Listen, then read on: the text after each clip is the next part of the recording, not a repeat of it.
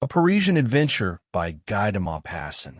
Is there any feeling in the world sharper than a woman's curiosity? Oh, to touch, to see, to know that which one has dreamed of. For this, a woman is capable of anything. One has only to prick her impatient curiosity, and she will commit any folly, display audacity, recklessness, and resolve, and will stop at nothing. I speak of real women, those whose minds are like a chest with a false bottom, cold and calculating on the outside, but with three secret compartments inside. The first holds perpetual anxiety.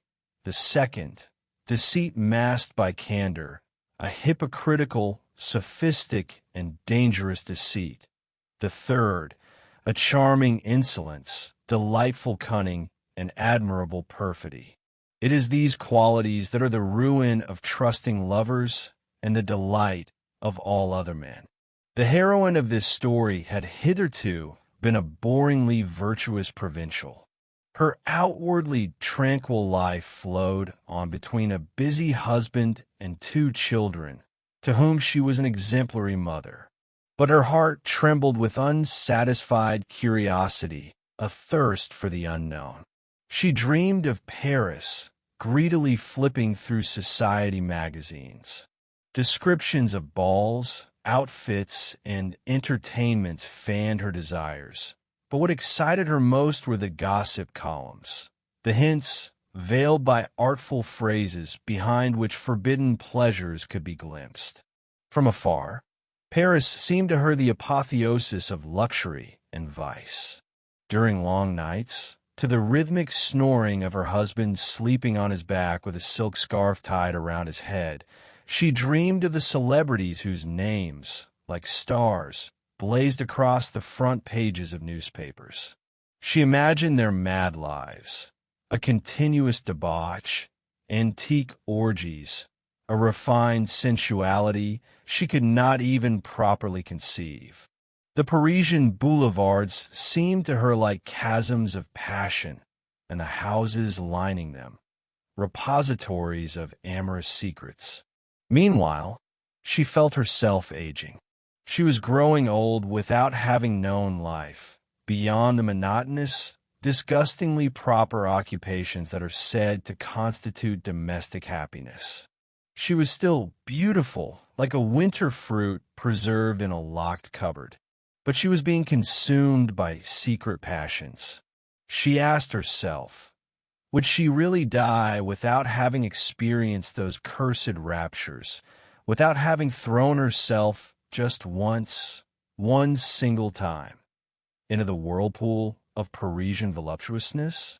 With dogged persistence, she arranged a trip to Paris, found a pretext, secured an invitation from relatives in the capital, and, since her husband could not accompany her, set off alone. Upon arrival, she invented excuses that would allow her, if necessary, to disappear from the house for a couple of days, or rather, for 2 nights. According to her story, she had met friends living in the suburbs, and so the search began. She scurried along the boulevards, but saw only the vulgar vice long since catalogued by the police. She peered into grand cafes, read the morning correspondence in Le Figaro, which rang in her soul like a tocsin calling to love. But nothing pointed the way to the grand orgies among artists and actresses. Nothing revealed to her those temples of depravity she had imagined as caves from the Arabian Nights or Roman catacombs, where the rites of a persecuted faith were once secretly performed. Her relatives, petty bourgeois, could not introduce her to any of those celebrities whose names buzzed in her head. She was already preparing to leave when chance came to her aid. One day, while walking along the Rue du Faubourg Poissonnière, she stopped at the window of a shop selling Japanese trinkets, bright and cheerful to the eye. She was examining comical ivory figurines, tall vases with flaming enamel, and whimsical bronzes. Suddenly, she noticed the shopkeeper inside, deferentially showing a pot-bellied porcelain grotesque to a fat, bald, unshaven little man, a unique piece according to him. At the end of each of the shopkeeper's phrases, the buyer's famous name rang out like a horn. The young ladies and elegant gentlemen nearby cast respectful glances at the writer. He was as ugly as the shopkeeper, like two brothers. The shopkeeper was saying, "Only for you, Monsieur Jean Varin, would I part with this for 1,000 francs, exactly what I paid for it myself.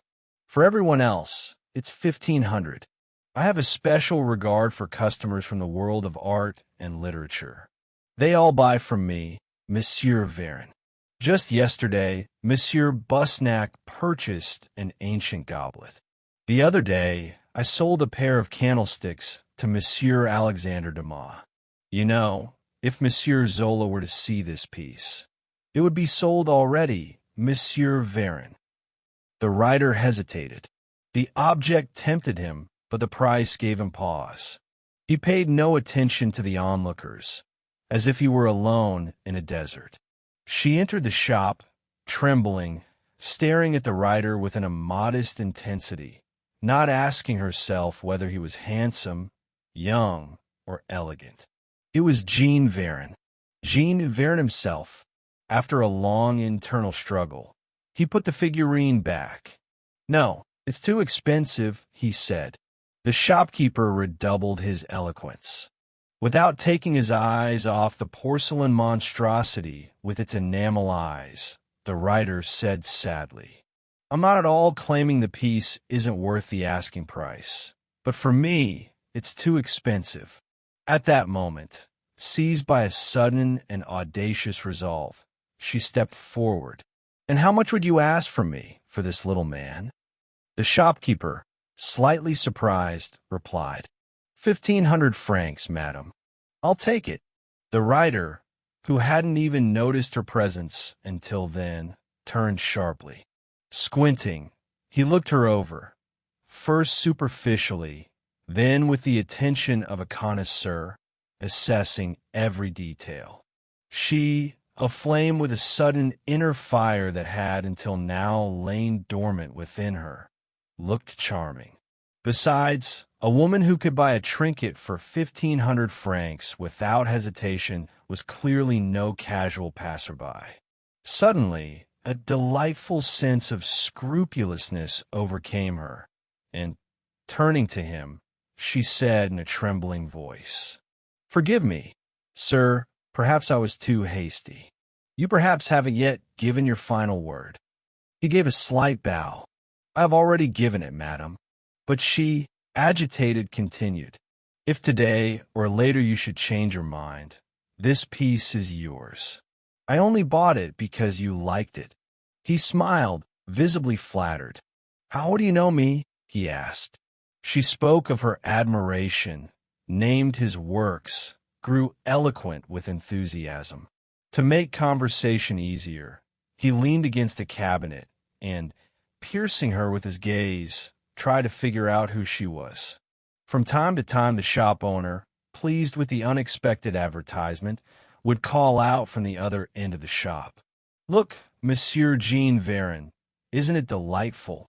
And every time new customers entered, heads would turn, and she trembled with delight. She was being seen in conversation with the great Jean Varin himself. Finally, intoxicated by the moment, she ventured the ultimate audacity, like a general giving the order to attack.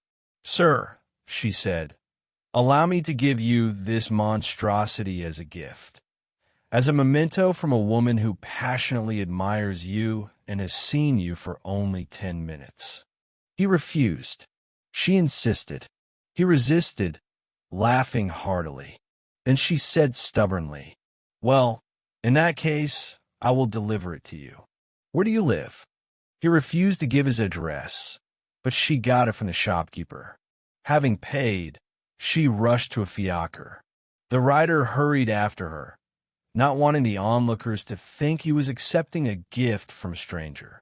He caught up with her just as she was getting in, leapt in after her, and, jolted by the moving carriage, almost fell on top of her.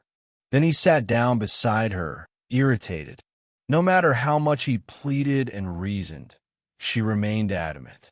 When they arrived at his house, she laid out her conditions. I agree not to leave this thing with you, if today you fulfill my every wish. He found this so amusing that he agreed. What do you usually do at this hour? She asked. He thought for a moment and replied, Go for a walk. Then, to the Bois de Boulogne, she said decisively. And off they went. She demanded that he name for her all the famous women, especially the accessible ones, with intimate details of their lives, habits, surroundings, and vices. It grew dark. And what do you do at this time? She asked. He replied, laughing, Drink absinthe. In that case, let's go drink absinthe, she said seriously. They entered one of the famous cafes on the Grand Boulevards where he was a regular and met several colleagues. He introduced them to her. She was beside herself with joy. One thought echoed in her head. At last, at last. Time flew. She asked, At this hour, you probably dine? Yes, madam. Then let's dine, sir. Leaving the restaurant Bignan, she asked, And what do you do in the evenings? He looked at her intently. Various things. Sometimes I go to the theater. Splendid. Let's go to the theater. They went to the Theater du Vaudeville. Thanks to him, they were offered complimentary seats, and the pinnacle of glory, the entire audience saw her next to him in the balcony seats. When the performance ended, he gallantly kissed her hand. Thank you, madam, for a delightful day. She interrupted him. And at night? What do you do at night? Well, I go home. She laughed a nervous laugh. Very well, sir. Let us go to your home. They spoke no more. At times she trembled, wanting both to stay and to flee, but she was firmly resolved to see it through to the end. On the stairs, she clung to the banister. Her excitement was overwhelming. He walked ahead, puffing, with a wax match in his hand. Once in the room, she quickly undressed, slipped into bed without a word, and lay still, pressed against the wall. But she was inexperienced to the utmost degree possible for the lawful wife of a provincial notary, and he was more demanding than a three-tailed pasha. They did not understand each other. They did not understand each other at all. He fell asleep. The night dragged on slowly, its silence broken only by the steady ticking of a wall clock. She lay motionless, lost in thoughts of her marital nights, and looked with bitterness at the man sleeping beside her, on his back, under the dull yellow light of a Chinese lantern. A small, rotund little man, whose belly, protruding from under the sheet, resembled a gas-filled balloon, snored with a drawn-out snuffle and a comical gurgle in his throat, like an organ pipe. 24 hairs, weary from their slicked-down daytime position on his bare scalp, now, taking advantage of his slumber, stuck out in all directions. A thin trickle of saliva ran from the corner of his half-open mouth. Dawn began to filter through the drawn curtains. She rose, dressed silently, and was already opening the door when the latch creaked, and he woke up, rubbing his eyes. For a few seconds, he couldn't collect his thoughts. Then, remembering everything that had happened, he asked, "What? Are you leaving already?" She stood there, embarrassed, and whispered, "Yes, it's morning." He sat up in bed.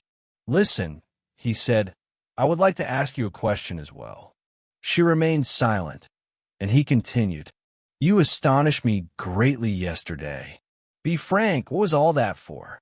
I don't understand." She moved closer, blushing like an inexperienced girl. "I wanted to know vice, well, and it turned out to be not fun at all." She suddenly dashed from the room, hurried down the stairs, and burst out onto the street. On the sidewalks and cobblestones, street sweepers were at work, a whole army of them. They were pushing refuse into the gutters, moving in unison like reapers in a field, driving the filth before them in a semicircle. Crossing street after street, she saw the same thing again and again.